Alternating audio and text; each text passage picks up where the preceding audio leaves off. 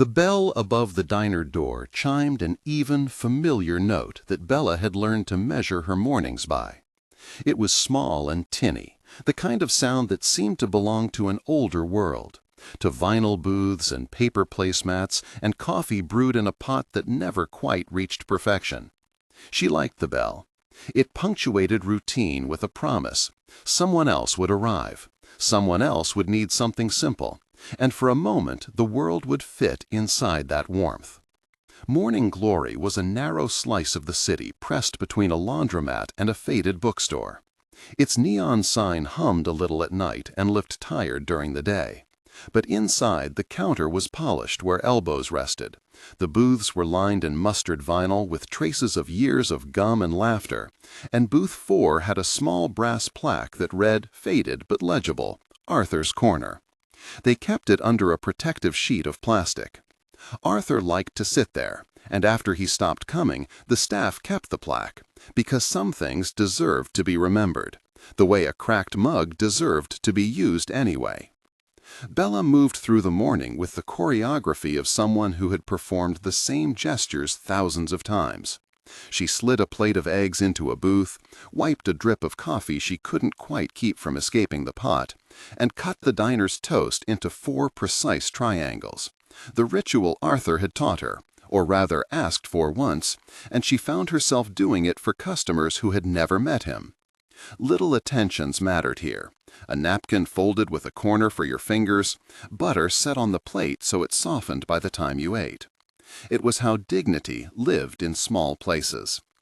Her mother slept upstairs, in a room whose window fogged with the city when the heat came. Bella had learned to listen for the flat consonant of the radiator when she came home late. The money they owed lay like gray stones in the ledger she kept in the kitchen drawer.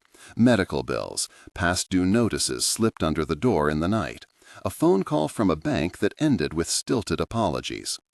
She thought of canvases stacked behind a curtain in her apartment, edges dusted with paint. There was a self in those canvases that belonged to a different set of possibilities, a quieter life. She sketched out like a map she didn't trust yet. Arthur Pendleton found his way into that map the way some people do, unexpectedly, like a stranger tipping a hat.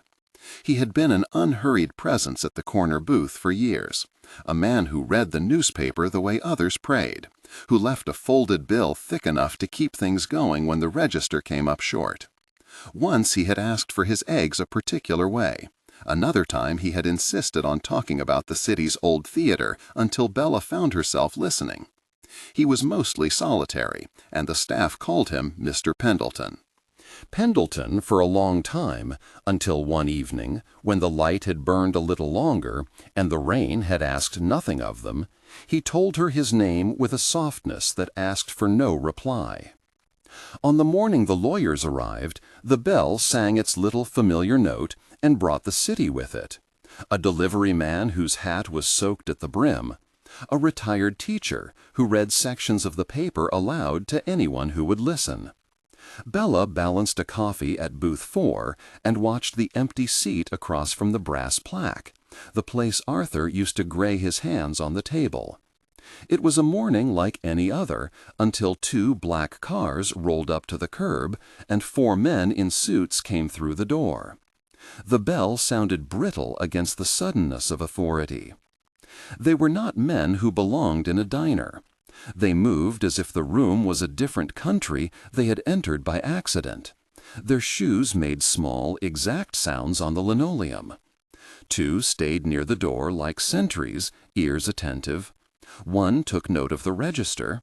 The 4th stood close behind a woman in a plain slate coat who carried a leather folder. Marcus Davies introduced himself with the ease of someone who had learned to be both lawful and human. He was neither showy nor officious. His hair had the salt of late winters, and his eyes the habit of listening twice. He wore the sort of confidence that comes from long hours spent inside institutions. Beside him, an assistant with a laptop and a polite smile explained that they had come on important business. Mr. Pendleton had passed away peacefully in his apartment the previous week. The room filled with the muted noise of choked air.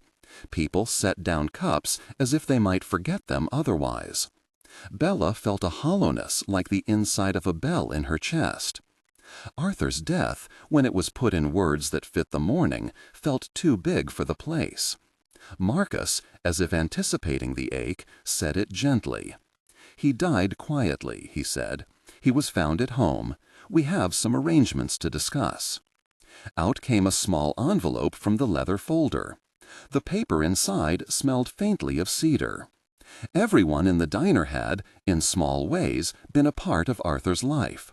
The cook who knew how he took his coffee, Brenda who could guess the precise time he would come in and leave, Frank the regular who had once run a hand along Arthur's sleeve and called him a proper gentleman. But the legal weight of whatever the folder contained sat on the counter with a gravity that made the coffee steam curl differently. She remembered, as Marcus read, the times Arthur had paid no heed to the clock. The one line that made the room go very quiet was that Bella Isabella Rossi was to be named in the will.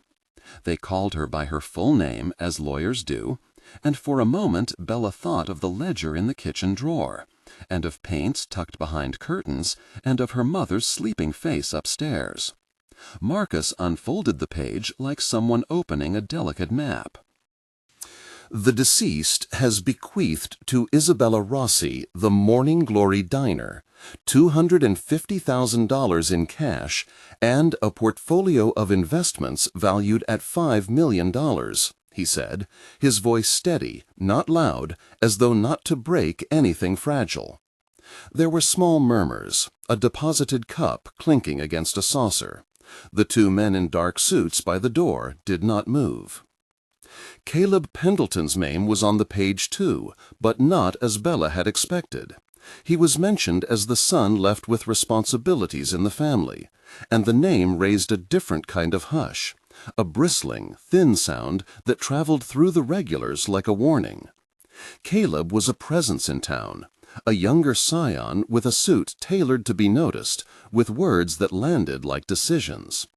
Diana Pendleton, his mother, sat momentarily in the doorway of the strip mall opposite and watched them like someone reserving judgment for later.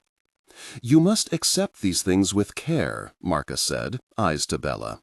He closed the folder as if it were again a private object, returning to the formality the law requires even at the edges of grief. "There will be paperwork and steps. We are here to help you through the process." But before the helping hands could take their place, another folder was produced. It was narrower, bound with a slim leather strap. A photograph slipped free and landed on the counter, the glossy surface capturing a candid of Bella taken months before. Her hair caught in a gust, a paint-smeared smudge on one knuckle, the diner's bell visible in the background. Someone had pinned it to a corkboard in a room they'd never been allowed to see. The photograph looked less like evidence than like a small, quiet act of attention. Marcus's fingers lingered on the edge of the photograph, and he spoke as if reading a message. "Mr. Pendleton wrote a letter," he said. "He left additional instructions that require the opening of his private study. He designated certain items to be delivered or disclosed to Miss Rossi." A murmur went through the room like a breath. Arthur's study had been the thing people invented stories about. It sounded the way an attic sounded in children's books, locked, curious, full of small treasures. To Bella, the idea felt almost indecent, as if some private song might be interrupted by the clumsy footsteps of strangers. But the word photograph had a weight that made the idea of remaining ignorant impossible. Marcus explained, in the measured language of the law, that the study would be opened in the presence of legal counsel and 2 witnesses, and only items specifically denoted in the will were to be handed over.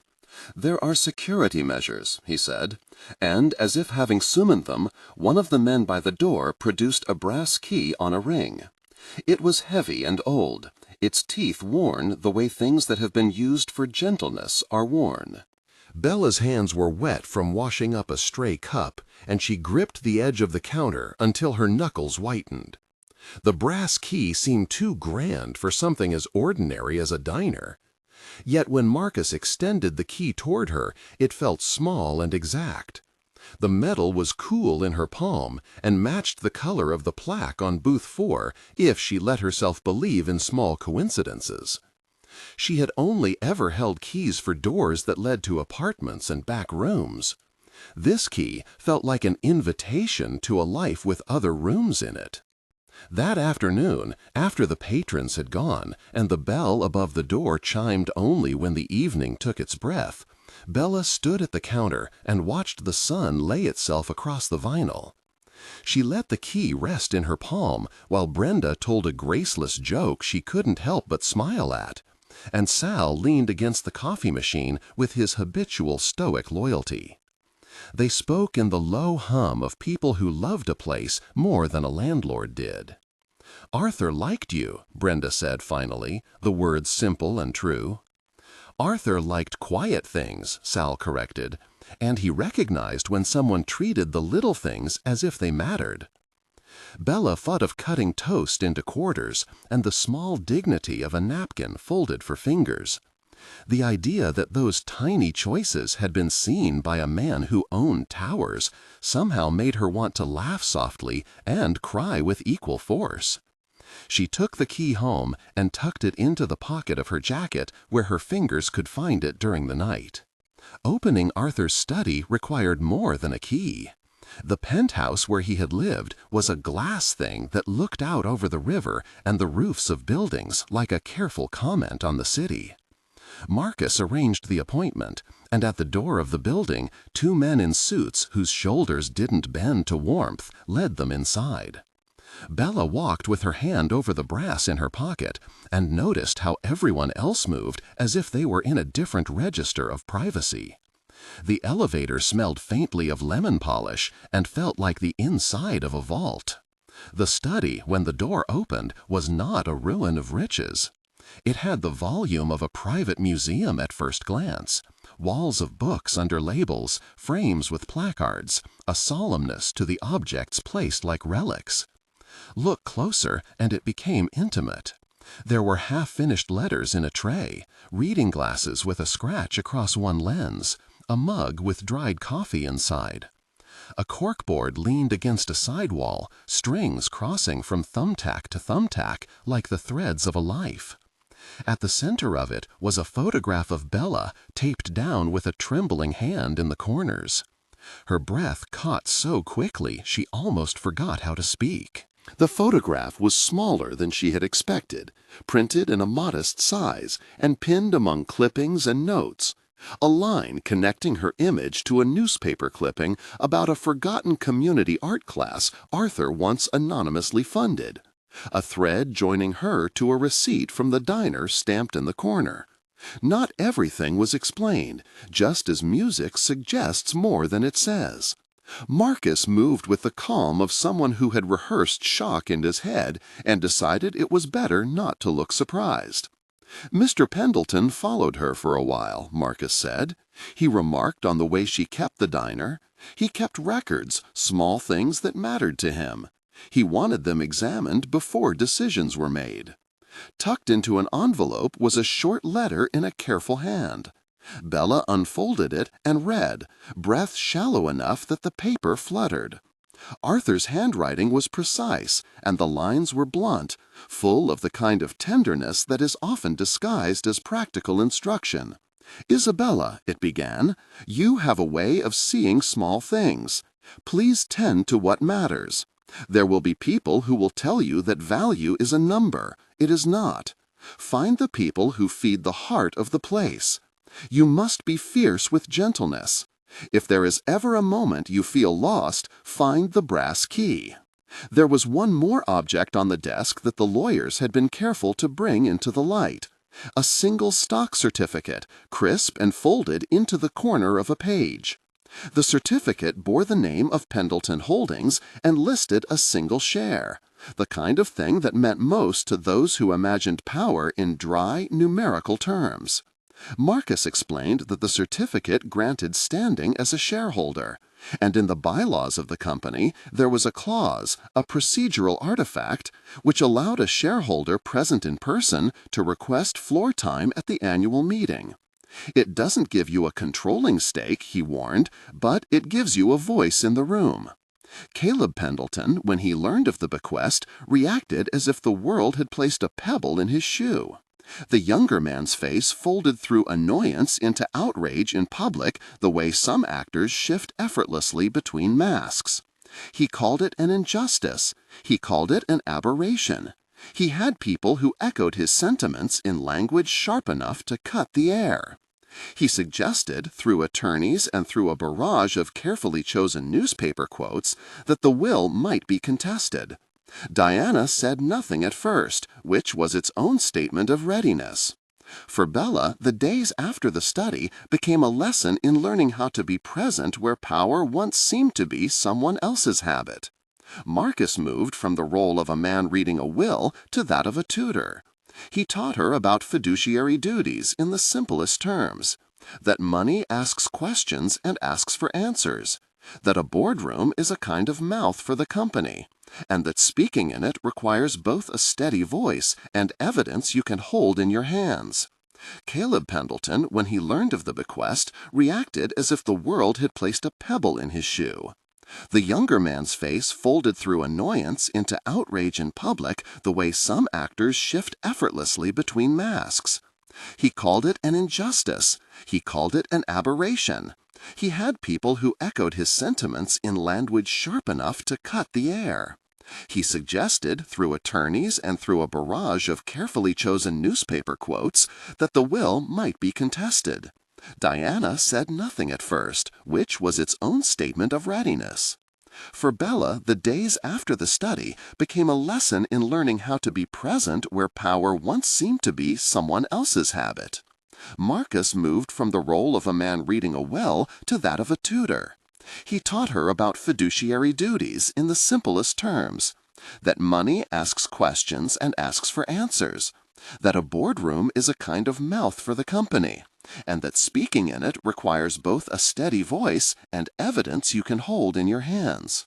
They spent nights with documents spread over the diner counter between customers. Sal learned to make the coffee to Marcus's specifications, which was to say, not too bitter and not fawned over. Brenda, who had a gift for skepticism and a knack for home cooking, cooked up a plan to replace the ancient coffee machine with one that worked for everyone's fingers and tastes. Frank, who knew a man who knew a man, pried open a small grant for a new exhaust fan, so the smoke didn't cling to the vinyl anymore. The staff watched Bella with an appraisal that was both wary and hopeful.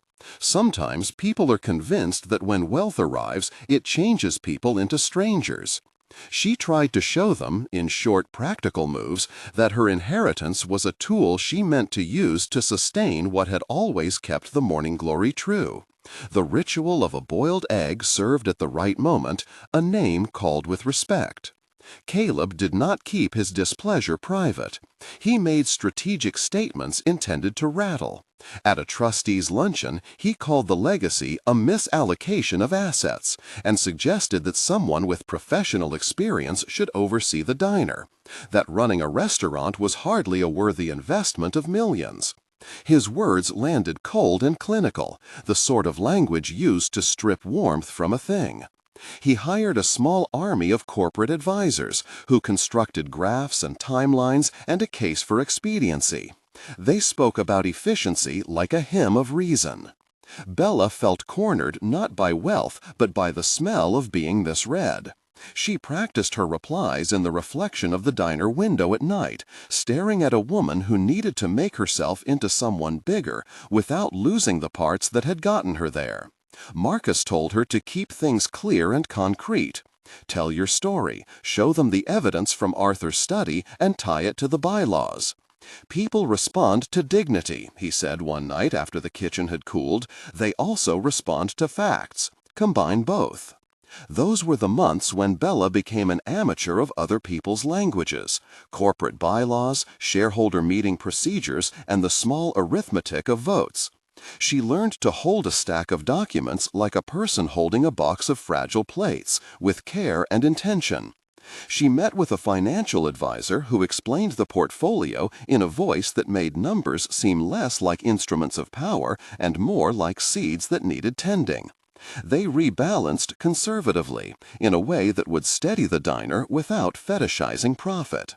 Rumors found the diner like smoke slipping under a door. People asked if it was true that Bella had enough to pay every bill on the street and still keep buying canvases. She laughed and told them that she didn't know how to be that person, if she had ever wanted to, and that she was terrified of losing the diner as well. The regulars, who had watched Arthur's Corner for years, offered their own brand of moral support. Frank brought in a pie for no occasion. Sal fixed the lock on the back door. Brenda threatened to pour hot coffee on anyone who tried to take their place. Caleb's tactics escalated. He began initiatives to buy influence quietly. An op-ed here, a friendly donation there. He suggested renovations with architects who favored glass and marble over warmth. And the thought of the diner being refashioned into something efficient and unlovable struck like a stone. "We have to be prepared for a vote," Marcus told her. "They'll try to argue mismanagement, that someone with more experience should be making decisions." When he said vote, his voice was okay, but it had a small tautness at the corners. The one-share certificate Arthur had left became both a key and a lever. Marcus found in the corporate charter a clause that made it possible, though not simple, to bring a motion that would alter the governance in perpetuity. A charter amendment to establish the Pendleton Legacy Foundation, a body that would prioritize community operations of investments tied to companies Arthur had cared about. It required care and the right language, and it required persuading a board inclined toward swift returns to accept a longer, more humane horizon. They spent evenings at the diner turning clauses into sentences that sounded like promises instead of legalese. Bella found herself writing the charter language with a tenderness that felt ridiculous until she recognized it as necessary.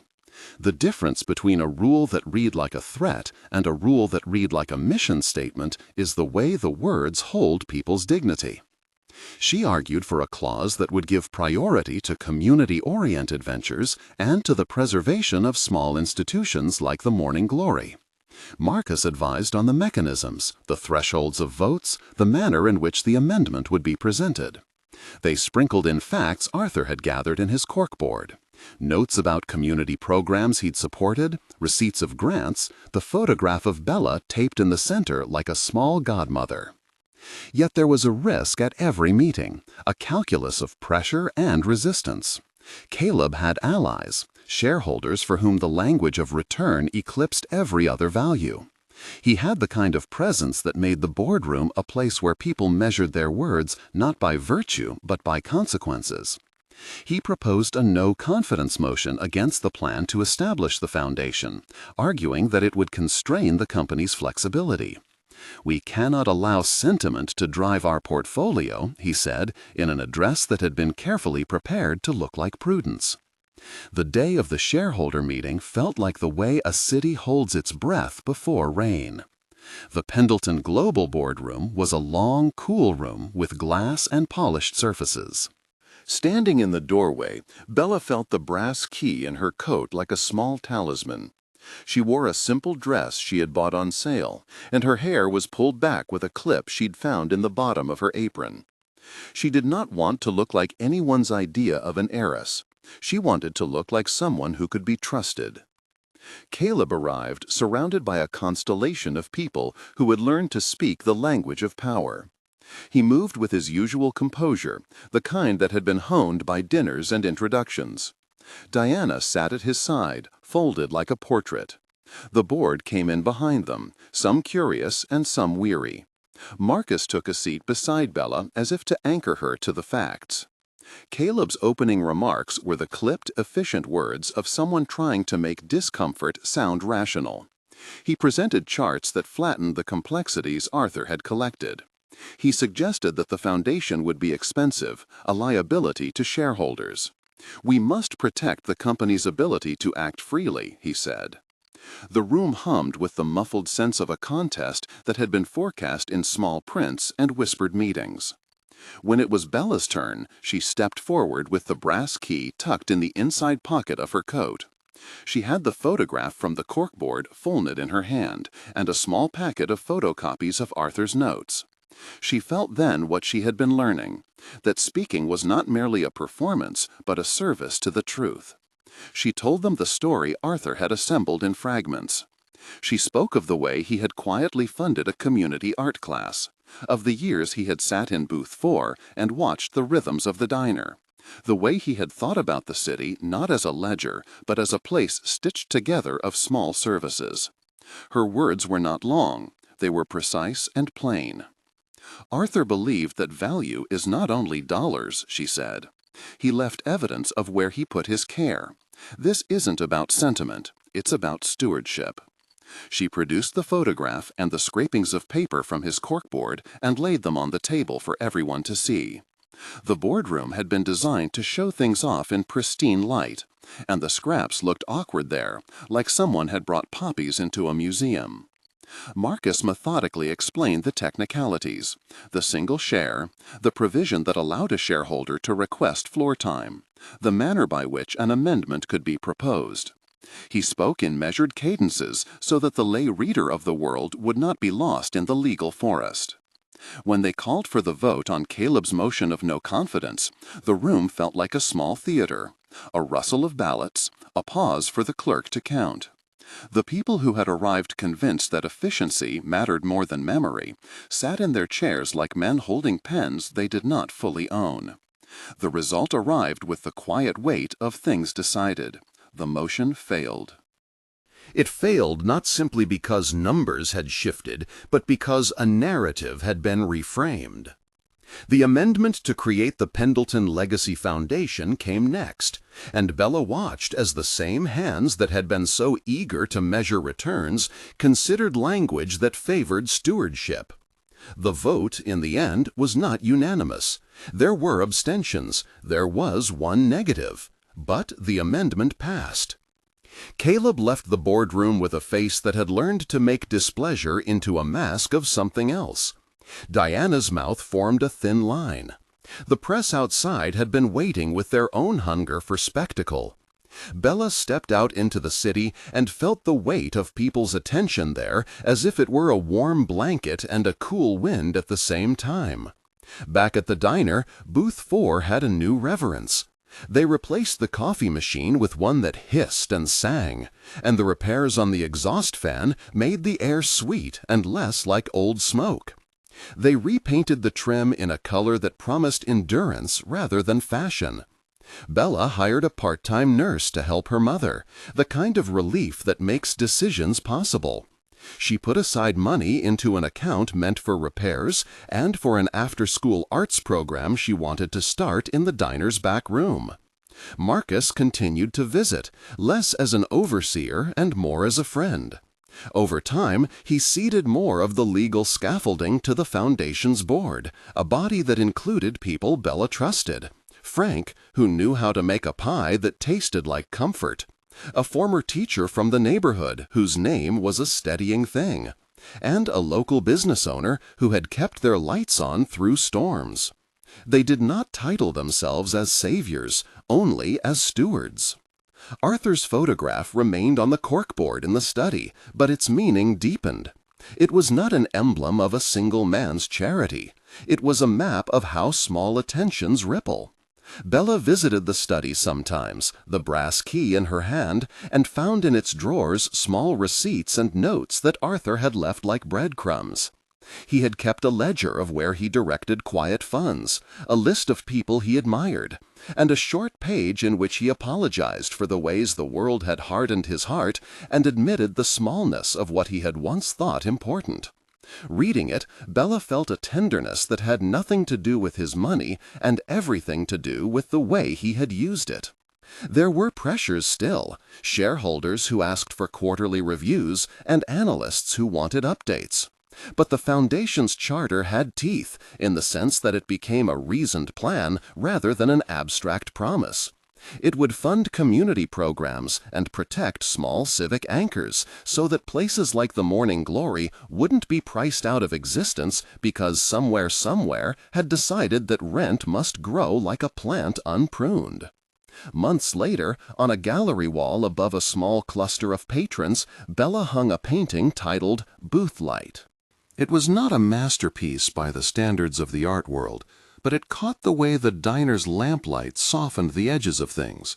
She had painted the bell over the door in a corner of the canvas, and the brass plaque on booth 4 glinted with a tenderness that the frame preserved. People came in and looked at it, then ordered coffee and sat and let the world be small and ordinary for a while. Arthur's legacy, as it turned out, was not what she had feared it would be, a pile of numbers to toss around. It was a permission to protect a space where people met one another and were known. She still cut toast into quarters, and sometimes, when the bell chimed, she felt as if a generosity for which she had not asked was ringing back to her. One evening, after the diner had quieted and the city was soft as if remembering a lullaby, Bella took the brass key from its place in the bowl where she kept it and ran her thumb along its worn teeth. It had opened a private door to a man's life, and had, in turning, opened other doors too, to a foundation, to staff raises, to a community art class in the back room where children painted their first versions of the city. She thought of the photograph on the corkboard, and of Arthur's precise small handwriting. There was a knock at the door while she held the key. 4 men in suits stood on the sidewalk with the methodical presence of people whose lives were spent correcting the course of things. For a heartbeat, Bella's fingers tightened on the metal. She had seen them before in a doorway. The city has a way of sending the same weather again and asking you how you will dress for it. "Ms. Rossi," Marcus said from behind them, and she watched the men lift their visors in a show of attention. "There are items we still need to catalog. Mr. Pendleton had notes yet to be disclosed. There is more to the legacy." Bella smiled, a small, steady smile. The bell jingled as the men stepped inside, a sound that had once meant only the arrival of customers, and now meant the opening of a life that had been tended in small ways. She held the brass key in her palm and felt its particular weight, not of ownership, but of obligation. "All right," she said, "then let's see what he left us next." Outside, the city lights blinked like the end of a sentence. Inside, the diner hummed with the slow music of a place that had weathered things and decided to remain generous anyway. The brass plaque on booth 4 reflected the smallness of the lamp above it, and the toast triangles waited in their neat, patient order. They stepped into Arthur's study together, and the corkboard waited like an answer. The photograph of Bella in the center seemed somehow to smile. They moved a lamp closer to the desk, and the men in suits divided themselves politely between paperwork and silence. Marcus, who seemed to carry the patience of someone trained to wait while other people revealed themselves, took a pair of white gloves from his briefcase and slid them on before touching anything. It was a small, almost performative courtesy that felt like respect in a room full of things Arthur had touched without ceremony. "Mr. Pendleton kept everything organized," Marcus said, not unkindly. "There are ledgers, a list of grantees, some correspondence. We thought there might be instructions about the Foundation's long-term plan." Bella set the brass key on the desk and watched the men catalog as if cataloging could fold grief into neat rows. The study smelled faintly of tobacco and lemon oil. The lamp thrown over the corkboard made the photograph at its center look warmer by degrees. When she leaned forward and picked up a small notebook bound in cracked leather, its spine gave a soft, satisfied sigh, like a thing relieved to be opened. Inside were receipts and annotations in Arthur's thin, careful hand. Dates, names, amounts. Odd notes. December, repairs at St. Agnes. April, theater tickets for Miss Delgado. Soup vouchers, keep. He had kept a running tally of small, deliberate aids: taxis to job interviews, a cobbler's repair, a year of piano lessons for a child who liked the sound of scales. Each entry had a shorthand beside it, often a single word: steady, recovering, extra. The men in suits recorded, nodded, and wrote again, as if translating tenderness into ledger lines. "Look here," Marcus said. He spread an envelope that bore no return address but had a line at the bottom in Arthur's script: "For Bella Rossi, when the city calls." Bella's hand tightened instinctively on the edge of the desk. She had, in some private corner of herself, imagined more paper: legal files, trusteeship statements. But not this. She slid a finger under the flap and unfolded a letter on plain stationery. "My dear Bella, if you are reading this, then you have the key, and the bell has sung enough that an old man's plans found their way into a place that matters. I owe you the truth that I hid in kindness and in fear. I have tried to fix what I could not bear to leave undone. You must forgive me for not trusting you with it sooner. I thought the ledger would suffice." There followed, in a paragraph that softened as it went, an account of how Arthur had come to think of the diner, not as a business, but as a public room. He wrote of a morning when he had sat alone at booth 4 and watched two people argue about rent and bread, and how, in the pause after the bell, they had found a way to be less alone. He wrote of decisions he had made in the margins, how a landlord had once sought to raise the rent on a small cooperative, and how Arthur had stepped in with a quiet check and a clause added to the deed to protect that corner. The handwriting slowed at the end, the letters grounding themselves. "There are legal steps below this letter," he wrote. "There are trustees and a charter. You will find the formalities in the safe deposit box list. But the heart of it, Bella, is in the ledger and in the promises that follow. If the foundation is to be a machine, make it a machine that mends things, not one that polishes them. Keep the morning glory as a place for people to be known. If you cannot, then find someone who will. I leave you more than money. I leave you the choice to be small and stubborn and kind." Bella read the words twice and felt something that was not ownership but invitation. "He named the diner," she said aloud. Her voice had the surprise of someone who had been handed a task and a benediction at once. "That should simplify matters," one of the men observed, a note of relief. Another frowned, already thinking of stock valuations, as if such a thing could be coaxed gently into a compromise. They turned then to the list of safe deposit boxes. There were keys, actual little brass keys with numbers on tags, and a set of instructions that read like a map: which institutions held which boxes, who was authorized to retrieve them, and a clause in Arthur's handwriting that authorized Bella Rossi to act in the interest of the foundation when preserving community spaces was at stake. A lawyer's signature verified the clause, and an addendum attached to it contained language that insisted, in a way both legal and tender, that Morning Glory be offered a chance to buy back the lease if ever threatened. "He's thought about contingency," Marcus said, tapping the paper. "This is protectionary. It doesn't bar us from making investments, but it creates a right of first refusal and establishes an endowment that pays out for community anchors." "Endowment?" one of the men echoed, as if pronouncing the word could define its moral shape. Bella heard the caution behind it, the balancing act between growth and preservation, and she thought of the ledger entries for piano lessons and cobbler repairs, the tiny acts that had made up Arthur's life. There were more envelopes, letters to certain people, stamped and unmailed, notes written to be read only when he was gone. Many held the kinds of explanations that require no legal language. "To Miss Delgado, if she wonders why I paid for the tickets," one began, apologetic, humorous. Another, sealed tight, bore the name of a neighborhood organizer Bella recognized from the art class sign-ups. Arthur had written to her about funding for a block party, a tiny contingency fund for a group of neighbors who wanted to keep the streetlights from going dark. Why did he leave all these small things so deliberate, Bella asked, not to the men but to the room itself. There was an answer in the dust-furled curtains and the soft hollow of a house emptied of its owner.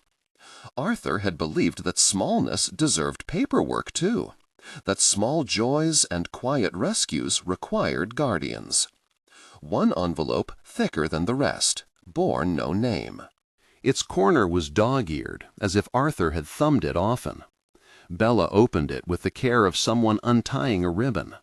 Inside was a photograph, older than the one on the corkboard, faded at the edges, and a brief note folded underneath. The photograph showed the diner in a different light, a winter morning, steam rising from the kitchen window, a young man in a threadbare coat laughing with a child who had its legs tucked beneath the booth. Someone had kept the child's mitten, a remnant pressed into the photo. The note was a single line: "Keep booth 4 for those who cannot buy a place at the table." There was no legalese, no mention of trustees or percentages, just a sentence that read like an instruction and like a prayer. Bella felt then the full measure of what Arthur had left, a scaffold for generosity and a test. You could build a foundation with stipulations. You could also bury your name under benevolence that asked nothing of the living but to survive. Marcus cleared his throat. "There is also correspondence with a few municipal actors," he said carefully. They had approached Mr. Pendleton about various partnerships. Some requested a more active role in redevelopment. Others sought to partner on cultural grants. At the word municipal, Bella's smile thinned for a second, an old reflex tightening against the idea of outside appetites. The foundation's charter could be both a shield and a bargaining chip. She thought of the men on the sidewalk who had wanted the diner to be more efficient, of business plans that spoke of activation and of synergy, words that often meant scrubbing away what made places messy and human. "Read to me what he asked to be protected," she said, "not the legalese. Tell me the pieces he wanted saved." Marcus obliged, and as he read the clauses aloud, phrases interpolated among formal language, Arthur's faith in small things emerged like a constant refrain. Maintain a place for unstructured conversation. Underwrite programs that teach a trade and a patience. Fund a small artist's residency with studio hours open to anyone. Ensure that the kitchen remains a place where a patron's ability to pay is not the sole determinant of a meal. When Marcus finished, the room felt full of edges, of human lives whose needs could not be reduced to an ROI. One of the men with a sharp jawline closed his notebook and offered a neutral observation about fiduciary duty. Another, younger, looked at Bella as if waiting for the moral center to announce itself. "You realize," Marcus said, "that this will require the foundation to be activist in a way many donors are not used to. It will require patience and some losses that won't show up cleanly in an accountant's ledger." Bella placed the photograph, booth 4 in winter, into her palm and felt the roughness of paper and an old man's insistence.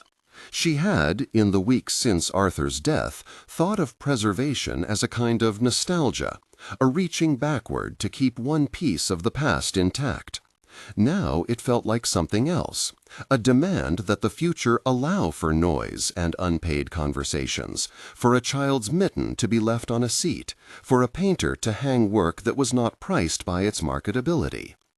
"If it's activist," she said quietly, "then let it be quietly so. We won't parade it as charity. We'll make sure it is steady, the way Arthur made it steady. Choices that keep people known, those are investments I can live with." One of the men looked skeptical. "Foundations don't often work that way," he said. "They're instruments of scale. They optimize impact metrics." "The thing about metrics," Bella answered, "is they measure the wrong things sometimes. You can count chairs and cups and still miss the way people are made less alone." Her words were not rhetorical. They were a refusal shaped into a sentence. She thought of the ledger entries for piano lessons and cobbler repairs, the kinds of entries that would not appear on a balance sheet story of impact, but that had changed the course of lives. She thought of the art class in the back room, where children smeared paint with the kind of bravery only the uninitiated possess. They worked until after midnight, the men cataloging and folding, Bella reading and deciding. There were legal forms to sign and boxes of correspondence to file, but there was also the letter where Arthur had written, in the slow fervor of a man who'd been learning generosity late, that if the foundation ever needed a moral compass, it should look to the small ledger first. When at last the men rose and the last envelope had been noted, Marcus set the gloves back into his briefcase. "We'll prepare the formal filings by morning," he said. "There will be notices to shareholders and a plan for the endowment's disbursements." Bella nodded. The word shareholders sounded to her like a distant tide, something that could wash against the shore and alter a landscape if unheeded. "Make the filings," she said, "but on the disbursements follow what Mr. Pendleton left. The ledger and the letter. Let them speak for him. And when there's a choice between what looks efficient and what keeps people known, pick the latter." Outside, a bus sighed past. The bell over the diner door chimed from earlier, a bell no one had rung for several hours, but that seemed to remember its purpose. When Bella reached for her coat, she found a small folded paper that had been placed under the lamp on the desk. It bore a single line on the outside, "For when the bell rings again." She unfolded it and read, "When the bell rings, be ready to choose between convenience and care. Choose care."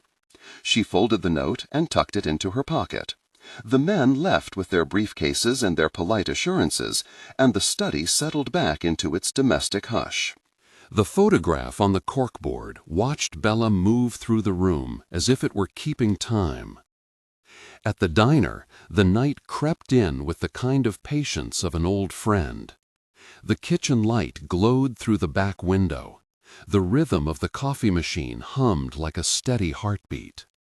Bella unlocked the front door and turned the small brass key in her palm, feeling its familiar weight.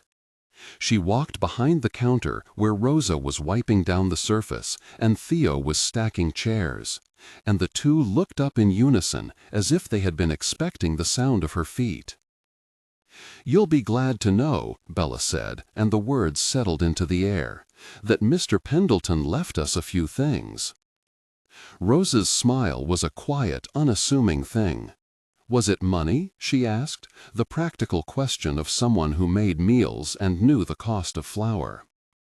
"Money and instructions," Bella answered, "and a request. He wanted this place to remain a place for people to be known. He wrote, 'Choose care,'" he said. Theo, whose hands were never still, paused with a chair in mid-air. "That sounds like Arthur," he said. "He always had an eye for what mattered. He used to leave $1 in the tip jar with a note for someone who needs coffee and a listening ear."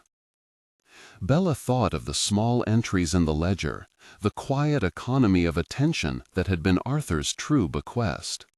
It was an inheritance that required decision and stubbornness. It asked her, in daily iterations, to prefer the messy work of community to the clean story of expansion. "We'll need to meet tomorrow," she said. "There's a foundation meeting. And we'll decide how the endowment pays for the things Mr. Pendleton cared about.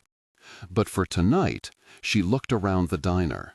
The bell above the door, the brass plaque on booth 4, the painting "Booth Light" hanging above the counter like a memory in oil. "For tonight, we keep the doors open." They served the last of the regulars. There was a man who liked his eggs soft and the paper folded just so. A woman who wrote lists in a tiny, precise hand. A student who drank coffee and read by the light of his phone. Conversations hummed, small and undramatic, the way lives are mostly lived. The bell jingled at a few intervals as people came and went. each ring a small claim on the promise Arthur had made, that a place could belong to the city's breath and not just its ledgers. When Bella wiped the counter and looked up toward booth 4, she felt a steadiness settle over her, an attention like another kind of nuzzle. She had inherited not only the foundation, but also the imperative to choose. It was a responsibility that would call for more than paperwork. It would call for refusal, for advocacy, for the slow insistence that some things remain messy and human and alive. Outside, the city continued to pulse with its private economies. But inside the diner, under the soft lamplight, people were ordering coffee, speaking in fragments, and finding, in each other and in the small rituals of a shared meal, the quiet proof that a life of small attentions could ripple farther than anyone expected. Bella placed the brass key back into its bowl and, with the last cup cleaned, turned the sign that read "Open" to "Closed." The painting above the counter caught the residue of the kitchen light and held it. She walked to booth 4, pressed her palm to the worn wood, and felt the grooves where countless elbows had rested. It was a simple touch, but it felt like the holding of a promise. In the study, the corkboard waited with its photograph and its thumbtacks. In the safe deposit list, there were keys yet to be collected. In the city, there would be proposals and polite men in suits. But for the moment, Bella let herself stay in the small, steady warmth of the diner, where a bell could mean so much and a decision could be made one ordinary evening at a time. When she left, closing the door behind her, the night air was cool and the sound of distant traffic folded into the city's long, patient lullaby. She walked home with Arthur's letter tucked into her coat and the weight of the brass key like a hinge in her pocket. She was not yet a steward who had solved anything, only a keeper who had been told to choose. She slept with the letter on her nightstand and woke to the city asking, again, how she would dress for its weather. Tomorrow there would be meetings, signatures, and the small, stubborn work of turning good intentions into the fabric of daily life. Tonight, though, booth 4 held the imprint of 1,000 small lives, and the bell, somewhere distant, had not stopped ringing.